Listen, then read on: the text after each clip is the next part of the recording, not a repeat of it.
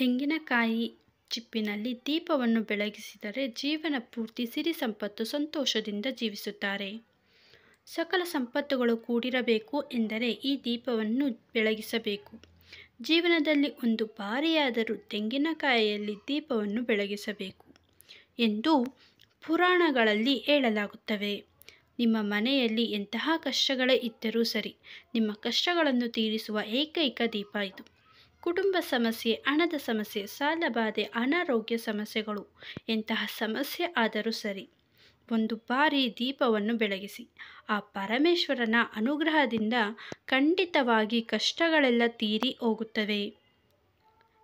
ಈ ದೀಪವನ್ನು ಹೇಗೆ ಹಚ್ಚಬೇಕು, ಯಾವ ದಿನ ಹಚ್ಚಬೇಕು, ಪಾಲಿಸಬೇಕಾದ ನಿಯಮಗಳು, ವಿಷಯಗಳ ಬಗ್ಗೆ ಇಲ್ಲಿ ತಿಳಿಯೋಣ. ದೇವತೆಗಳಿಗೆ ದೇವರಾಗಿರುವ ಪರಮೇಶ್ವರನಿಗೆ 3 ಕಣ್ಣುಗಳು ಇರುತ್ತವೆ. ಹಾಗೆಯೇ ತೆಂಗಿನಕಾಯಿಯಲ್ಲಿ ಕೂಡ 3 ಕಣ್ಣುಗಳು ಇದ್ದಾವೆ. ಹಾಗಾಗಿ ಪರಮೇಶ್ವರನಿಗೆ ಮತ್ತು ತೆಂಗಿನಕಾಯಿಗೆ ತುಂಬ ಸಂಬಂಧ ಇರುತ್ತದೆ. ತೆಂಗಿನಕಾಯಿಯಲ್ಲಿ ತ್ರಿಮೂರ್ತಿಗಳು ವಾಸಿಸುತ್ತಾರೆ ಮತ್ತು ಸಂಪತ್ತಿಗೆ ದೇವತೆಯಾಗಿರುವ ಲಕ್ಷ್ಮೀದೇವಿಗೂ ಕೂಡ ತೆಂಗಿನಕಾಯಿ ಅಂದರೆ ಬಹಳ ಇಷ್ಟ. ಮುಕ್ಕೋಟಿ ದೇವತೆಗಳಿಗೆ ಕೂಡ ತೆಂಗಿನಕಾಯಿ ಎಂದರೆ ಬಹಳ ಪ್ರೀತಿಕರವಾದದ್ದು.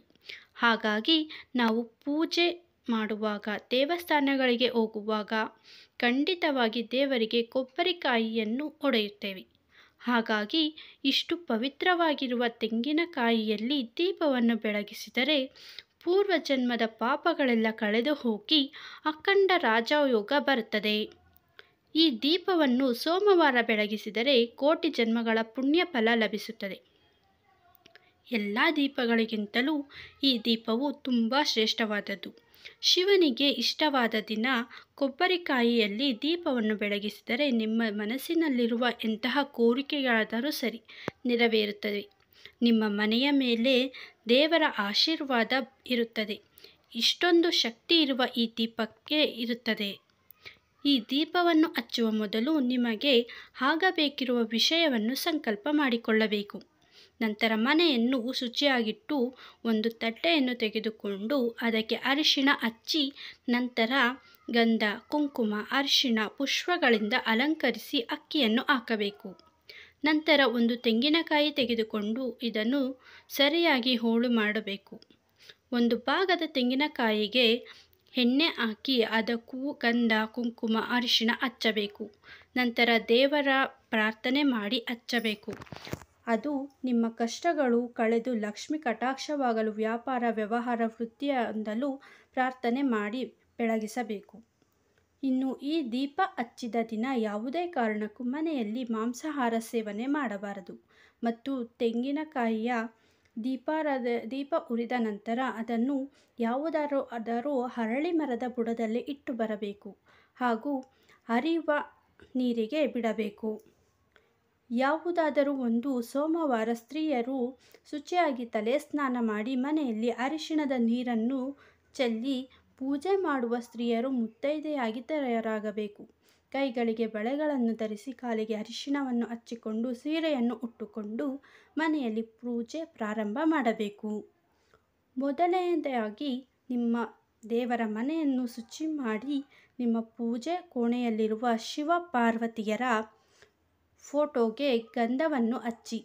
ಆದರೆ ಪ್ರತಿಯೊಬ್ಬರು ತಿಳಿಯಲೇಬೇಕಾದ ವಿಷಯ ಏನು ಅಂದರೆ, ನಿಮ್ಮ ಮನೆಯಲ್ಲಿರುವ ಶಿವನ ಫೋಟೋಗೆ ಕುಂಕುಮದ ಬೊಟ್ಟುಗಳನ್ನು ಇಡಬಾರದು, ಗಂಧದ ಬೊಟ್ಟುಗಳನ್ನು ಮಾತ್ರವೇ ಇಡಬೇಕು. ಏಕೆಂದರೆ ಆ ಪರಶಿವನು ಯಾವಾಗಲೂ ತಪಸ್ಸಿನಲ್ಲೇ ಇರುತ್ತಾನೆ. ಹಾಗಾಗಿ ತಣ್ಣನೆಯ ಭಾವನೆ ಕೊಡುವ ಗಂಧವನ್ನು ಹಚ್ಚಿದರೆ ಪರಶಿವನು ಸಂತೋಷ ಪಡುತ್ತಾನೆ. ಹಾಗಾಗಿ ನಿಮ್ಮ ಮನೆಯಲ್ಲಿ ಇರುವ ಶಿವಪಾರ್ವತಿಯರ ಫೋಟೋಗೆ ಗಂಧದ ಬೊಟ್ಟು ಮಾತ್ರವೇ ಇಡಬೇಕು. ಇನ್ನು ದೇವರಿಗೆ ಇಷ್ಟವಾಗಿರುವ ಹೂಗಳಿಂದ ಅಲಂಕರಿಸಿ, ಬಿಲ್ವಪತ್ರೆ ಅಂದರೆ ಶಿವ ದೇವರಿಗೆ ತುಂಬ ಇಷ್ಟ.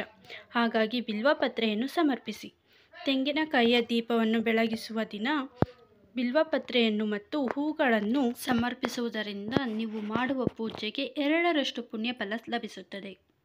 ವ್ಯಾಪಾರವನ್ನು ಮಾಡುವವರು ಗನ್ನೇರು ಹೂಗಳಿಂದ ಶಿವನನ್ನು ಪೂಜಿಸಿದರೆ ನಿಮ್ಮ ವ್ಯಾಪಾರ ಮತ್ತಷ್ಟು ವೃದ್ಧಿಯಾಗುತ್ತದೆ.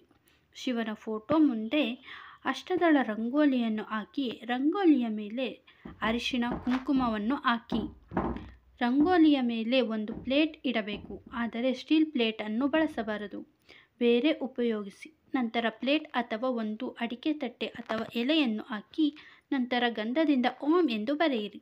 ನಂತರ ಪ್ಲೇಟ್ನ ಮೇಲೆ 3 ಹಿಡಿ ಆಗುವಷ್ಟು ಅಕ್ಕಿಯನ್ನು ಹಾಕಿ ಆ ಅಕ್ಕಿಯ ಮೇಲೆ ತೆಂಗಿನಕಾಯಿಯ ಚಿಪ್ಪನ್ನು ಇಟ್ಟು ದೀಪವನ್ನು ಬೆಳಗಿಸಬೇಕು. ಹಾಗಾಗಿ ಮೊದಲು ಒಂದು ತೆಂಗಿನಕಾಯಿಯನ್ನು ತೆಗೆದುಕೊಂಡು ಪ್ಲೇಟ್ನಲ್ಲಿ ಹಾಕಿರುವ ಅಕ್ಕಿಯ ಮೇಲೆ ಇಟ್ಟು ಶಿವನಿಗೆ ನಮಸ್ಕಾರ ಮಾಡಿಕೊಳ್ಳಿ. ಈ ತೆಂಗಿನಕಾಯಿಗೆ ಕುಂಕುಮದ ಬೊಟ್ಟು ಇಟ್ಟು ಈ ತೆಂಗಿನಕಾಯಿಯ ಚಿಪ್ಪಿನಲ್ಲಿ ಎಳ್ಳಿನೆಣ್ಣೆ ಅಥವಾ ಕೊಬ್ಬರಿ ಎಣ್ಣೆ ಅಥವಾ ತುಪ್ಪವನ್ನು ಹಾಕಿ ದೀಪವನ್ನು ಬೆಳಗಿಸಿದರೆ ಇದರಿಂದ ನಿಮ್ಮ ಜಾತಕದಲ್ಲಿರುವ ದೋಷಗಳೆಲ್ಲ ತೊಲಗಿ ಹೋಗುತ್ತದೆ. ತೆಂಗಿನಕಾಯಿಯ ಎಣ್ಣೆಯಿಂದ ದೀಪವನ್ನು ಹಚ್ಚಿದರೆ ಸಾಲ ಬಾಧೆ ಸಮಸ್ಯೆಗಳೆಲ್ಲ ತೀರಿ ಹೋಗುತ್ತದೆ. ಇನ್ನು ಎಲ್ಲದಕ್ಕಿಂತ ಹಸುವಿನ ತುಪ್ಪ ತುಂಬ ಒಳ್ಳೆಯದು.